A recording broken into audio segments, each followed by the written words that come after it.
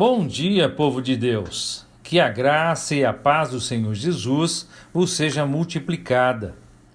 O salmista disse: desvenda os meus olhos para que eu possa contemplar as maravilhas da tua instrução.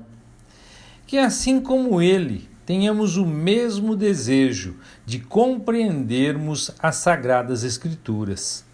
Queridos, hoje entramos no terceiro dia de exposição da carta aos Hebreus e estarei expondo os capítulos 9 e 10. No capítulo 9, dos versos 1 a 10, a primeira aliança tinha regras para a adoração e tinha também um santuário terreno. Esse santuário era chamado tabernáculo e era dividido em duas partes. Na primeira parte, que ficava na frente, ficava o candelabro e a mesa com os pães da presença. Essa parte era chamada de lugar santo. Depois havia uma cortina e atrás dela, na segunda parte, ficava o lugar chamado Santíssimo. Nessa parte ficava o altar de ouro para o incenso e a arca da aliança, inteiramente coberta de ouro. Dentro da arca havia um vaso de ouro contendo maná, a vara de Arão que floresceu e as tábuas de pedra da aliança. Sobre a arca ficavam os querubins da glória divina, cuja sombra se estendia por cima do lugar de expiação. Quando tudo estava preparado, os sacerdotes entravam regularmente no lugar santo para cumprir seus deveres sagrados. Mas apenas o sumo sacerdote, e somente uma vez por ano, entrava no lugar santíssimo. Ele sempre apresentava o sangue do sacrifício pelos próprios pecados e pelos pecados que o povo havia cometido por ignorância. Com essas regras, o Espírito Santo mostra que o caminho para o lugar santíssimo não havia sido aberto enquanto o primeiro tabernáculo continuava em uso.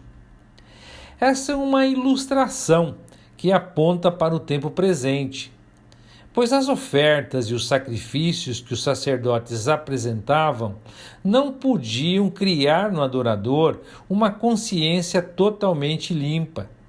Tratava-se apenas de alimentos e bebidas e várias cerimônias de purificação, que eram apenas regras externas, válidas apenas até que se estabelecesse um sistema melhor. Esta é a verdade em que o escritor demonstra que o caminho para a presença de Deus estava fechado. O véu estava no caminho e o ocultou. Todos os presentes e sacrifícios trazidos naquele tabernáculo não podiam dar perfeição quanto à consciência. Eles não podiam levar o povo ao lugar mais sagrado e dar paz à consciência. Dos versos 11 a 23 do capítulo 9, a partir do verso 11, começa a apresentação da perfeição que agora veio. Daqui até o final do 10º capítulo, temos o cerne desta grande epístola. A mais bendita verdade da grande obra de Cristo, realizada por seu povo, é agora gloriosamente exibida. O maior contraste entre as coisas velhas e as novas é alcançado. Duas pequenas palavras de profundo significado aparecem no início dessa parte: mas Cristo. As dádivas e ofertas, as comidas e bebidas, as lavagens divinas, as ordenanças carnais, tudo e todos nada podiam fazer pelo homem pecador, exceto Cristo. É bom para a compreensão do que se segue dar um resumo do que é ensinado aqui. Mas Cristo vindo, sumo sacerdote das coisas boas que vieram, pelo melhor e mais perfeito tabernáculo, não feito por mãos, isto é, não deste edifício, desta criação, nem por sangue de bodes e touros, mas por seu próprio sangue, ele entrou de uma vez por todas nos lugares santos, tendo encontrado uma redenção eterna. Cristo veio, e a perfeição veio por meio de seu próprio sangue precioso. O sangue de Jesus abriu o caminho para o Santo dos Santos. E o crente agora é admitido na presença de Deus por aquele novo e vivo caminho que ele nos consagrou através do véu, ou seja, a sua carne. O crente agora pode ir em perfeita liberdade, não para um tabernáculo terrestre, mas para o céu, onde sua santidade habita, e estar perfeitamente em casa em virtude da obra de Cristo e de sua própria presença ali. Essa é a posição do crente na presença de Deus, por meio da entrada de nosso sumo sacerdote no santuário celestial. E o crente pode entrar sem dúvida ou medo. Sua consciência se aperfeiçoa diante de Deus por meio de Cristo, que pelo Espírito Eterno se ofereceu sem mancha a Deus. Uma consciência perfeita conhece a Deus, é purificada, e tendo o conhecimento do bem e do mal segundo a luz, ou seja, a orientação do próprio Deus, sabe que está purificado de todo o mal segundo sua pureza. Ora, o sangue de touros e cabras e a lavagem repetida sob a lei jamais poderiam tornar a consciência do pecador perfeita. Eles podiam santificar carnalmente, de modo a capacitar o adorador a se aproximar de Deus externamente, mas apenas à distância, pois o véu ainda não tinha se rasgado. Isso eram apenas figuras, mas graças a Deus, Cristo realizou a obra e está presente para nós agora no santuário celestial e eterno. Ele é a testemunha lá de que nossos pecados foram perdoados, para que toda a consciência do pecado diante de Deus seja destruída.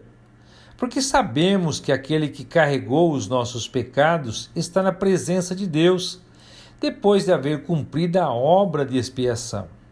Assim, temos a purificação, não só dos nossos pecados, mas também da consciência, para que possamos usar este acesso a Deus em plena liberdade e alegria, apresentando-nos perante aquele que tanto nos amou. E assim, esses hebreus, assim como nós, sabem que o verdadeiro sumo sacerdote está no santuário de cima, não com o sangue dos sacrifícios, mas ele eliminou o pecado pelo sacrifício de si mesmo, como homem na terra, na perfeição e no valor de sua pessoa. Ele se ofereceu pelo Espírito Eterno, sem mancha a Deus, e, portanto, todo pecador que vem a Deus por meio dele é purificado das obras mortas para servir ao Deus vivo. Por isso, Cristo é o mediador perfeito e, portanto, nenhum sacerdócio terreno é necessário. No capítulo 9, dos versos 15 a 23, a aliança da qual o Senhor Jesus Cristo é o mediador é agora identificada com um testamento do qual ele é o testador. Em outras palavras, aquele que doa sua herança. Quando há um testamento, deve haver necessariamente a morte do testador, antes que os direitos e bens adquiridos no testamento possam ser possuídos e usufruídos. A primeira aliança foi inaugurada com sangue. O texto vai dizer: pois quando Moisés havia falado todos os mandamentos a todo o povo, de acordo com a lei, ele tomou o sangue de touros e cabras com água e lã escarlate e hisopo, e aspergiu tanto o livro como o povo, dizendo: este é o sangue da aliança que Deus vos ordenou. Assim também, o tabernáculo, os vasos foram aspergidos com sangue. E sim, quase todas as coisas estão de acordo com a lei, purificadas com sangue. E sem derramamento de sangue não há remissão de pecados. O sangue foi usado de forma tripla. A própria aliança é baseada no sangue. A contaminação é lavada pelo sangue e a culpa é removida pelo sangue que foi derramado. E tudo isso só é plenamente realizado por meio do sangue derramado pelo Senhor Jesus Cristo. Ele morreu e todas as bênçãos da nova e melhor aliança são herdadas ou recebidas com justiça por todos os crentes. Dos versos 24 a 28 do capítulo 9, depois de seu grande sacrifício, o Senhor Jesus entrou no céu, onde está agora, se apresentando em nosso favor na presença de Deus. E ele não entrou no céu para se oferecer a si mesmo repetidamente, como o sumo sacerdote terreno, que entrava no lugar santo todos os anos com o sangue de touros. Pois se assim o fosse, ele deveria ter sofrido muitas vezes desde a fundação do mundo.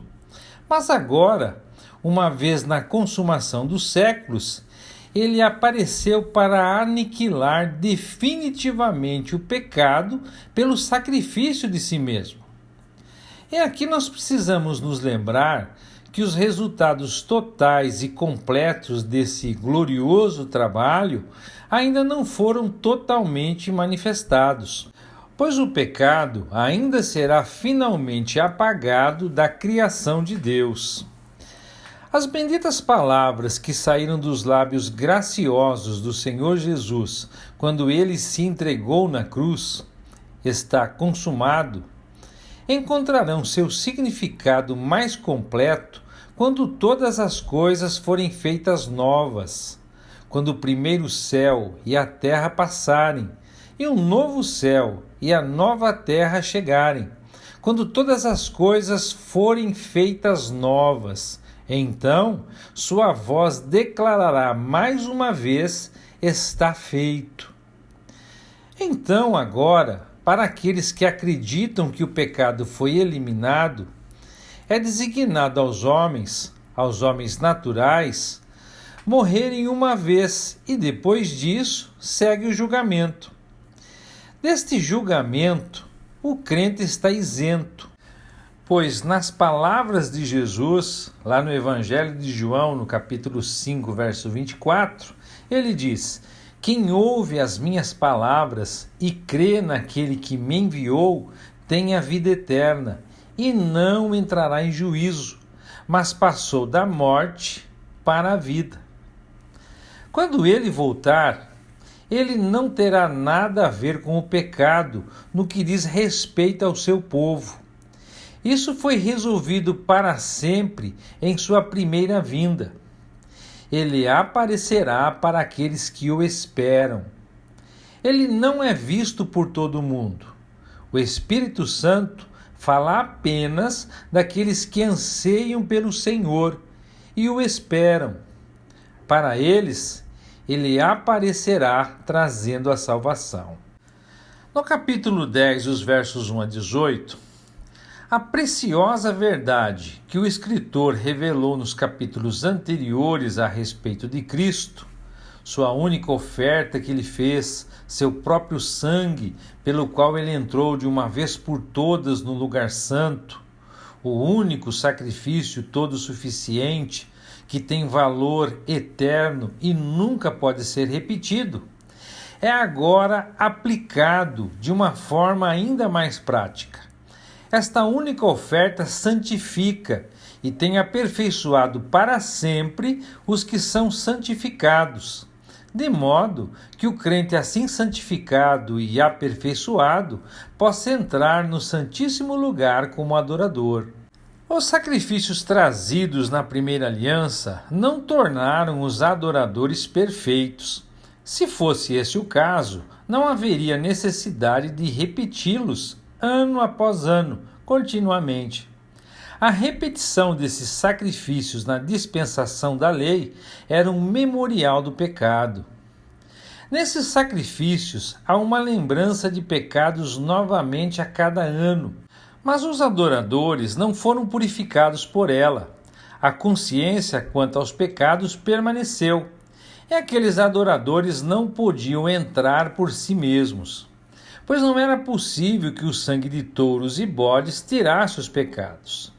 No entanto, os pecados dos crentes judeus antes da cruz foram perdoados, não porque o sangue de um animal foi aspergido no propiciatório, mas em antecipação à grande oferta, conhecida por Deus em todo o seu valor e significado.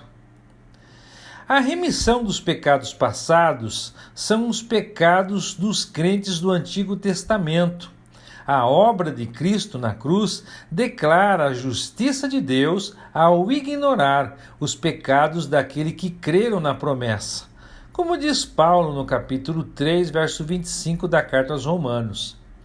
Agora tudo está mudado. A única oferta foi trazida. Por seu próprio sangue, ele entrou no santuário celestial. E todos os que creem são purificados. A consciência é purificada. E nos aproximamos e entramos no lugar mais sagrado, não pelo sangue de touros e bodes, mas pelo sangue de Jesus. Os versos de 5 a 8 são maravilhosos e interessantes. Revelam o que se passou entre Deus Pai e Deus Filho, quando estava para entrar no mundo. Essas palavras foram ditas pelo Filho ao Pai: sacrifício e oferta não quiseste, mas um corpo me preparaste. Em holocaustos e sacrifícios pelo pecado não te agradaste. Então eu disse: eis que venho. No volume do livro está escrito ao meu respeito, para fazer a tua vontade, ó Deus. Que testemunho o Filho de Deus dá sobre o caráter das Escrituras do Antigo Testamento? Como ele disse na terra, examinai as Escrituras, porque vós cuidar ter nelas a vida eterna, pois são elas que de mim testificam. É uma revelação surpreendente. O Espírito de Deus nos informando sobre o que aconteceu entre o Pai e o Filho. Ele vem ao mundo para fazer a vontade eterna de Deus. Desde a eternidade, ele se ofereceu para cumprir a vontade divina concernente à nossa salvação. Ele fala de um corpo que foi preparado para ele, significando seu nascimento virginal. Ao assumir o corpo, ele assumiu a forma de servo. E assim ele se ofereceu como aquele que tinha o poder para fazer isso, por amor, para a glória de Deus, para fazer sua vontade.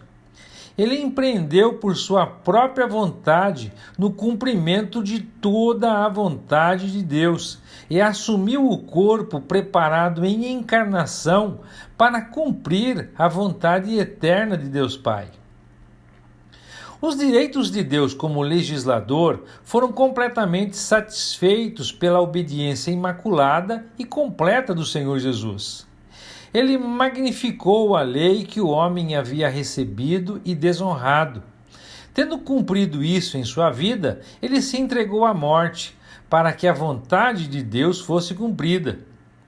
A vontade de Deus era a redenção de seu povo.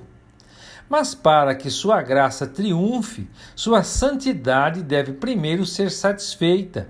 E a cruz de Cristo efetuou isso. Ao fazer dele uma oferta pelo pecado, o Senhor Deus cumpriu sua intenção de salvação. E assim, ele tira o primeiro, as ordenanças da lei, os holocaustos e os sacrifícios, e estabelece o segundo, a vontade de Deus perfeitamente realizada.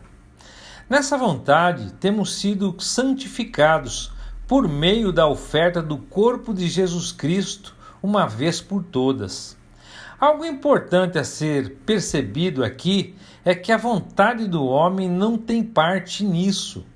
A obra pela qual os crentes são santificados é absoluta e totalmente de Deus. foi feito de uma vez por todas quando Cristo morreu na cruz, antes que nós existíssemos. Tudo estava feito. Precisamos compreender que a santidade que qualifica um homem para ser salvo é Cristo e sua bendita obra consumada. Ponto final.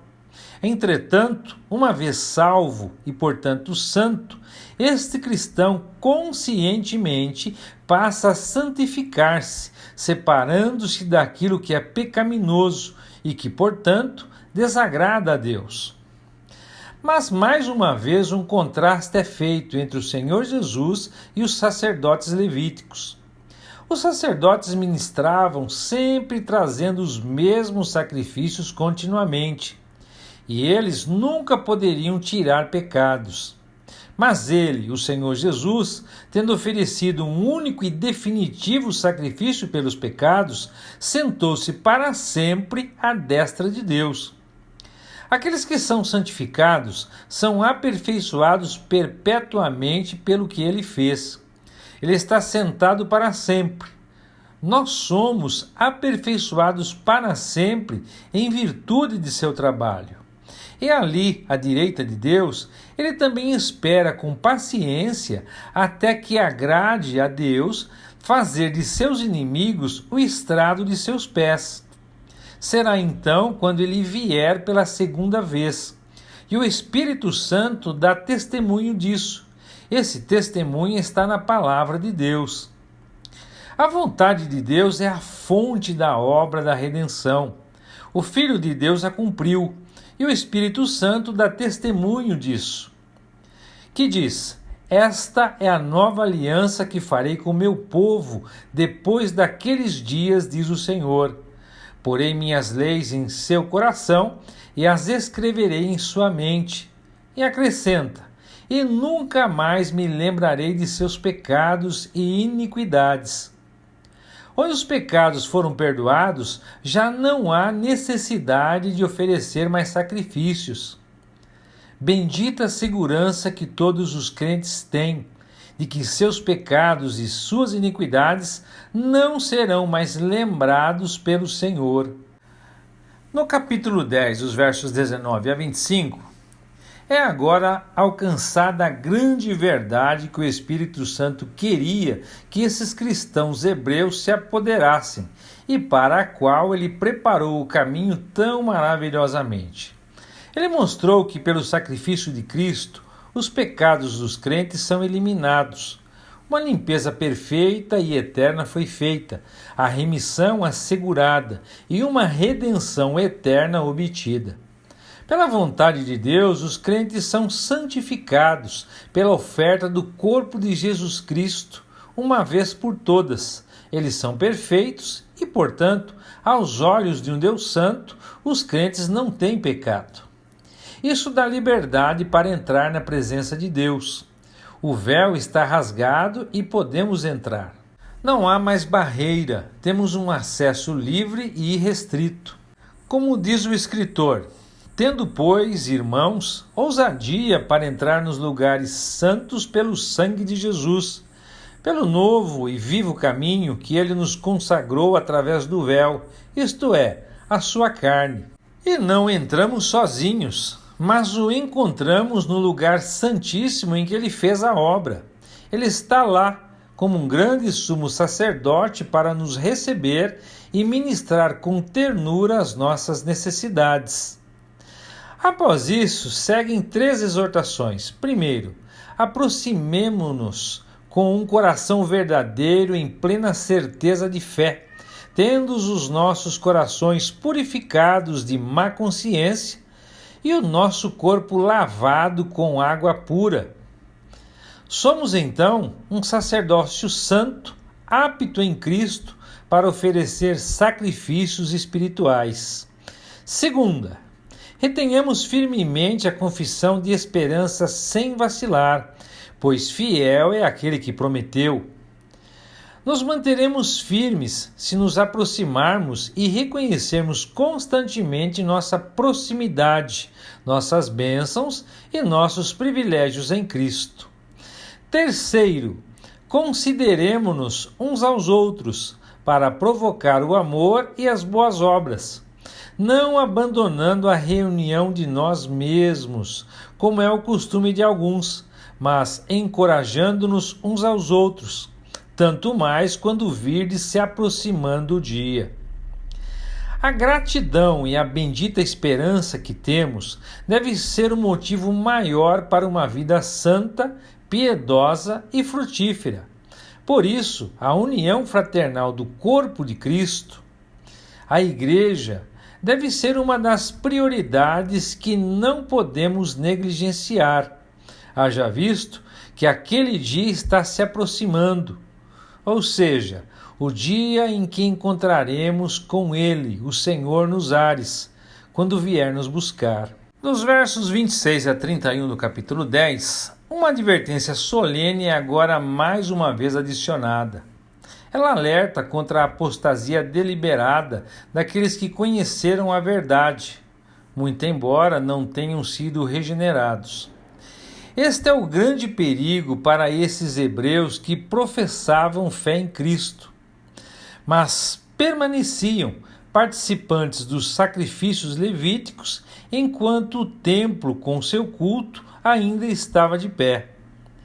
Se eles renunciassem à verdade do cristianismo, voltando ao judaísmo, ou seja, se eles continuassem a pecar deliberadamente depois de ter recebido o conhecimento da verdade, já não haveria sacrifício que cobrisse esses pecados, mas haveria somente a assustadora expectativa do julgamento e do fogo intenso que consumiria os inimigos. Pois, se quem se recusasse a obedecer à lei de Moisés era morto sem misericórdia, com base no depoimento de 2 ou 3 testemunhas, imagine então de quão maior castigo será réu aquele que insultou o Filho de Deus e tratou como comum e profano o sangue da aliança que o santificou, e ainda menosprezou o Espírito Santo, que concede graça.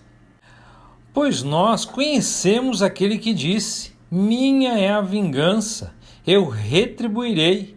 E que disse também: o Senhor julgará o seu povo. Que coisa terrível é cair nas mãos do Deus vivo. Se eles pisoteassem o Filho de Deus e profanassem o sangue do pacto, com o qual eles foram santificados, para esse desprezo horrível e deliberado não havia arrependimento e nem tampouco remédio. Eles não poderiam escapar do julgamento. Dos versos 32 a 39 do capítulo 10, palavras de encorajamento e conforto concluem essa seção principal dessa epístola. Eles sofreram por amor de Cristo, e agora ele os chama à lembrança de seus dias anteriores, de como permaneceram firmes apesar de muita luta e sofrimento. Houve ocasiões em que foram expostos a insultos e espancamentos. Em outras, ajudaram os que passavam pelas mesmas coisas. Sofreram com os que foram presos e aceitaram com alegria quando lhes foi tirado tudo o que possuíam, pois sabiam que o que lhes esperavam eram coisas melhores, que durarão para sempre. Por isso, eles deveriam se manter firmes e confiantes, lembrando-se da grande recompensa. Além do mais, eles precisavam perseverar, a fim de que, depois de terem feito a vontade de Deus, receberem tudo o que ele lhes havia prometido. Afinal, em breve, aquele que está para vir, viria, e não se atrasaria. Mas enquanto isso não acontece, o justo de Deus, ou seja, seus servos, viveriam pela fé. Porém, se eles se afastarem, o Senhor não se agradaria deles. Mas nós não somos como aqueles que se afastam para a sua própria destruição. Somos pessoas de fé, cuja alma é preservada. O escritor aos Hebreus tinha certeza de que esses irmãos hebreus não eram daqueles que recuavam para a perdição, mas daqueles que creem para a salvação da alma. Quanto mais nós meditamos nesta carta, mais nós a amamos e mais somos gratos a Deus pelo que o Senhor Jesus fez por nós. Precisamos compreender que a nossa salvação foi um presente de Deus. Como diz Paulo, pela graça sois salvos por meio da fé. Isso não vem de vós, é um dom de Deus, não por obras para que ninguém se glorie. Quem nos concedeu a graça é Deus. Quem nos deu a fé é Deus. E não adianta as obras, pois sem a fé elas são mortas. E é justamente porque a nossa salvação vem de Deus que nós não recuamos, mas cremos para a nossa salvação. Que o Eterno os abençoe e até amanhã, se Deus quiser.